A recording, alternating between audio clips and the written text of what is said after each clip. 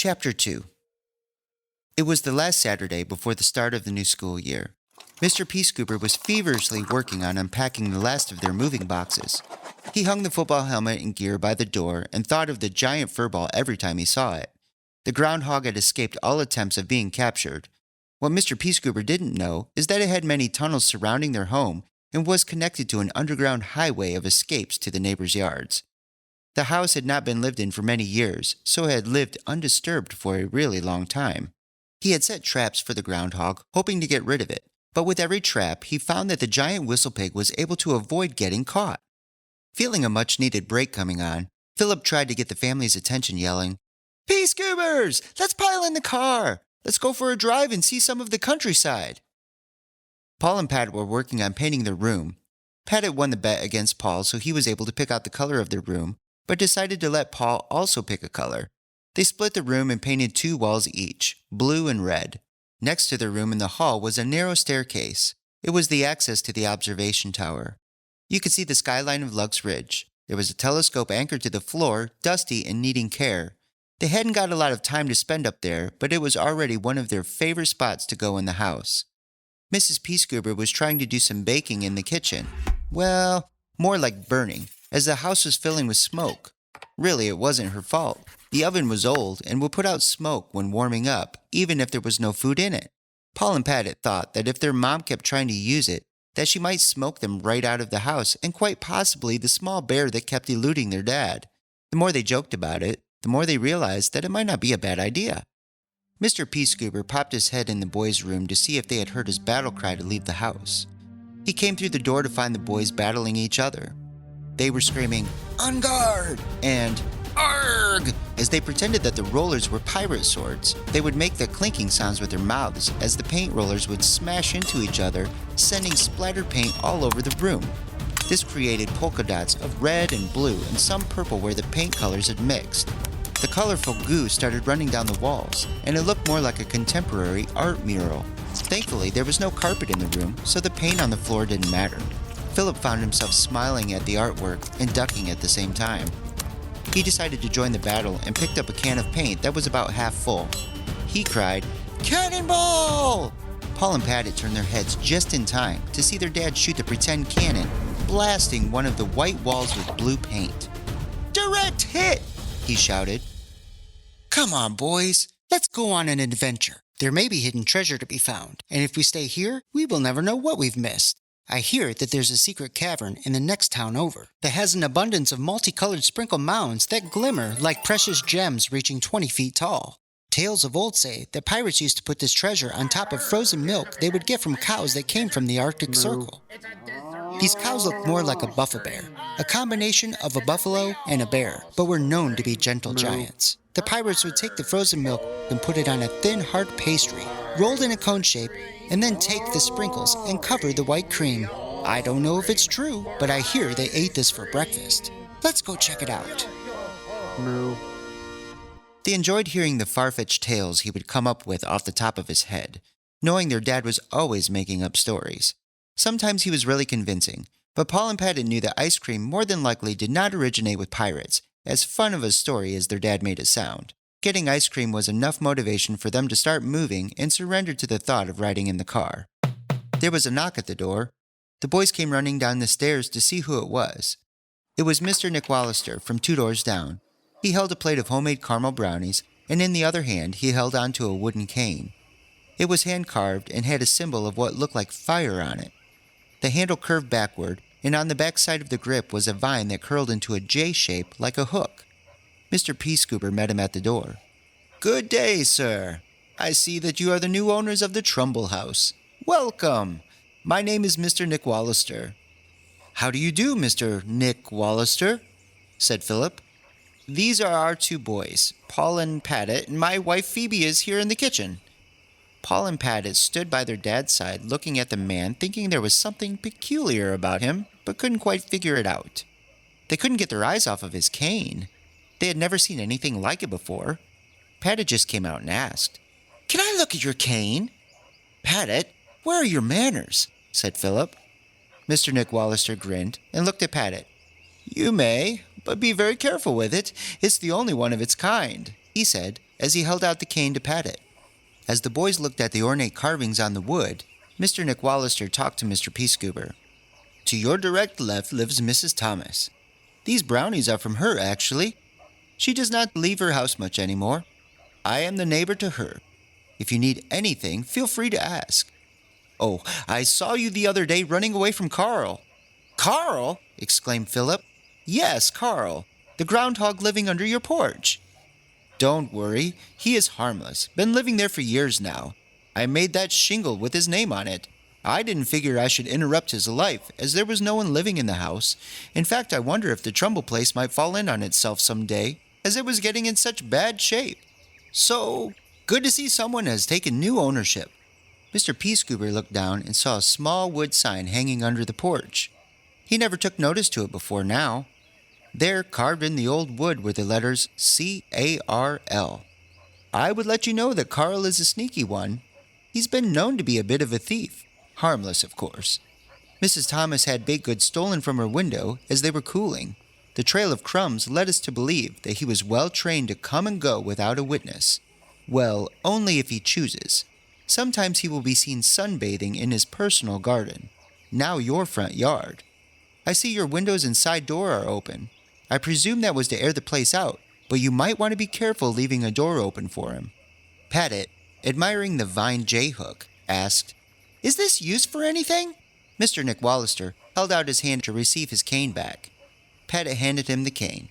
Looking at the boys, his facial expression changed and became a bit mysterious. Yes, that is the most important part of this walking stick. I put my small light on it when walking at night. You don't want to be caught out here without one. The way he spoke put a shiver down Paul and Pettit's spine. Well, I must be going. Good luck with the house, and good to meet you all. Toodaloo, Carl. Mr. Nickwallister banged his walking stick a couple times on the porch floor and then started off. Interesting man, said Philip. Mrs. Peascoober was still in the kitchen. What she didn't know is that Carl had already snuck in the side door. Well, it was open, so who can blame him? Made his way to the kitchen and sat underneath the kitchen table, waiting patiently for the refrigerator door to open. He was hungry, and he knew that humans had these large metal boxes full of good food, like cheese, that he didn't get very much. He was biding his time and waiting for the right moment. Philip came into the kitchen and opened the refrigerator to get a can of soda, and that is when Carl saw the block of cheese on the lowest level of the refrigerator. This was his chance. He scurried out from under the table, and his fat, furry body bounded toward Philip. Seeing a large furry ball out of the corner of his eye, once again Pettit cried, "The bears!" Mrs. Peascoober screamed and quickly ran out of the house. Mr. Peascoober turned just in time to see Carl jump in the air and snatch the cheese block out of the refrigerator. Philip, shocked, threw his soda can in the air and it landed with a splat, sending sugar water all over the room. Carl began to hightail it back out to the side door, holding onto the cheese with his large buck teeth. Paul and Pettit started to run after him, but it was too late. Carl, as large as he was, showed himself to be quick on his feet and intelligent. Phoebe was yelling, "Get the bears out of my house, Philip!" Paul and Pettit were in shock, but started to like him. Philip was murmuring as he closed the windows and doors. Carl had toyed with him since they got there, and now he took their block of cheese. Pettit felt the words were needed, so he said, "Dad, at least you didn't get tackled by the bear." "It's not a bear, Pettit," said Philip through his teeth. Maybe getting out of the house was a good idea after all, thought Paul. The whole family piled into the Pinto, a car shaped more like a ladybug than a car, slammed the doors shut, and Mr. Peascoober fired up the engine. Chug, chug, chug. "Still purrs like a kitten," Philip said as he tried to lighten the mood. Rolling their eyes at him, Paul spoke up. "Honestly, I've never heard a kitten purr like that before." They backed out of the drive and left Carl to enjoy his cheese. Pettit looked out the window toward their observation tower. "Later, Tower House." "Paul, did you see that telescope in the tower? What do you think it's for?" asked Pettit. "I don't know. Maybe to watch Carl." The boys laughed. Phoebe turned on the radio, searching the airwaves for a station that had a fresh playlist of songs and artists. It was much harder than she thought. She stopped at 108.7, The Ridge, a station highlighting the era of disco fever. Before long, everyone was singing along, making up words they didn't know, and disco car dancing as they drove out of Lugs Ridge. The smell of exhaust and gasoline filled the air, and the scraping noise of the car's sag-a-bump disrupted the peaceful countryside as they drove. They were just a few miles out of town when the car started to sputter. It sounded like it had hiccups. "Oh boy, something doesn't feel right," said Philip. There was more of a shake than a shimmy in the rhythm of the engine. Even the boys knew that the vibrating of the car wasn't normal for the Pinto. Mr. Peascoober pulled over to the side of the road, and the tires started to make a crushing noise rolling over the loose gravel. It felt like they were in the middle of nowhere, even though they were not far from town. Mr. Peascoober stepped out of the car and popped the hood. Immediately, steam billowed out from the engine. Paul and Patty watched as it kept pouring out. They started to think that the car looked more like a fire-breathing dragon getting ready to devour its worst enemy. Mrs. Peascoober turned up the radio and started nervously singing as she saw the plumes fill the air. Leaving the car hood open, Mr. Peascoober walked around to the open window and gave a big sigh. Well, it looks like there are bite marks in the radiator hose where the steam is pouring out." Paul and Patty looked at each other and at the same time said, "Carl!" Mr. Peascoober continued, "The good news is, it's not raining today. But the bad news is, we need to start walking so we can get back to town and get the car home. Come on, Peascoobers, it's time to get moving." Phoebe and the boys got out of the car and could immediately feel the heat from the sun hit them in the face. Paul and Patty had to peel themselves off the vinyl seat in the back just to get out. They could hear their sweaty legs make a ripping noise as they moved. Now it was feeling more like the car could have a real fire coming out from under the bright orange hood. The hiss heard from the car started to fade as they walked down the road. "Well, what a surprise this turned out to be, huh, Patty?" said Paul, as they kicked the dust along the roadside. "All I can think is that this hot, dry sun is going to bake my skin to look like a leathery old man seen in a Western movie." Then he yelled, "I'm thirsty, and I don't think I can take another step." But no one said a word to him or even turned around to look. He began to think they didn't care that he felt like a wet fish thrown in the middle of a dry desert, and that the heat was sucking the life out of him.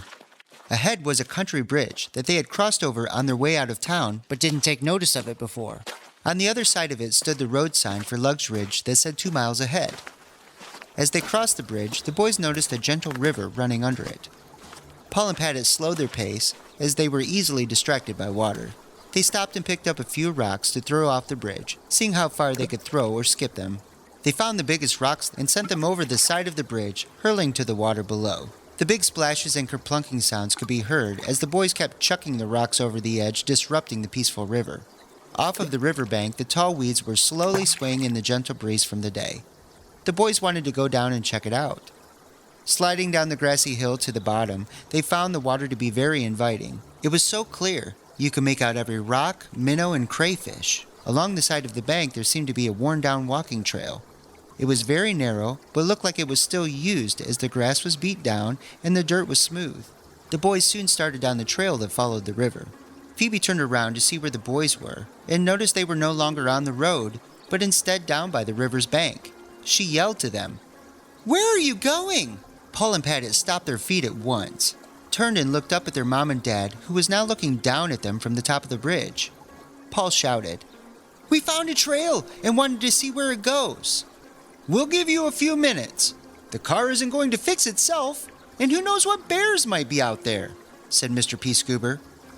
"That reminds me, we need to get another block of cheese when we get that car fixed," said Mrs. Peascoober. At hearing this, both Patty and Paul quickened their pace along the path. The flowing water went on forever, winding and twisting, and soon the boys were out of their parents' sight. The river went into a thick woods, and the water was moving faster, making enough noise now that it was getting hard to hear their own footsteps. The trees were vibrant with lime green moss, and the sound of birds high up made this a whole new world, one the boys didn't want to leave anytime soon. The boys felt as though time had stopped. They took in every detail of what they saw, the gnarly bark on the trees to the black beetles that crossed the dirt path they were walking on. They started hearing a barking sound coming from ahead. The boys followed the sound and ran to see what it was. As they got to the top of the hill, they couldn't believe their eyes. There was a waterfall, tall and beautiful, and at its bottom was a pool of clear water with a hint of teal coloring. To one side sat a small one-room log cabin. It was very rustic and still looked as if it was being used. There was a dog outside the door barking.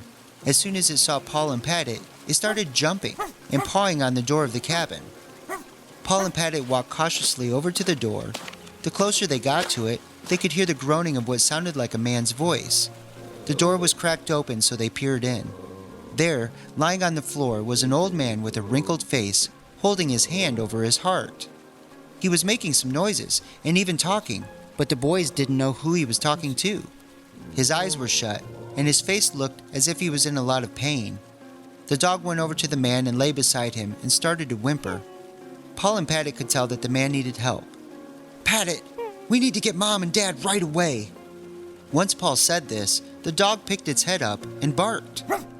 The boys quickly turned and ran back the same way they came, running faster than they had run before. They could hear the sound of the dog's barking get more faint as they ran, following the trail winding back through the forest. Keeping with the stream, they found themselves back at the old country bridge.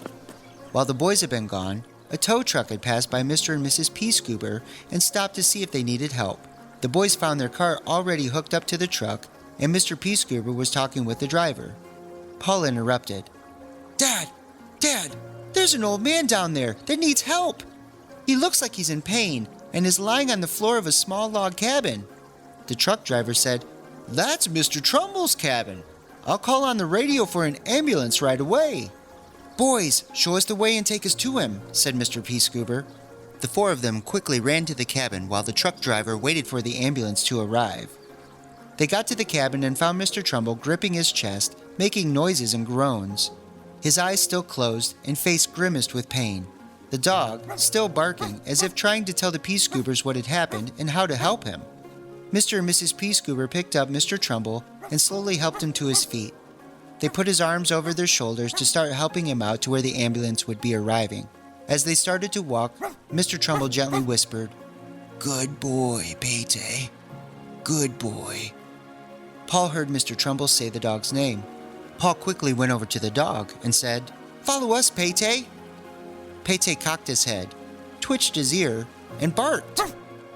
He stood up and followed Paul and Patty out of the woods. The ambulance had arrived in time. With the help of everyone, they were able to get Mr. Trumbull up the grassy hill and onto a stretcher.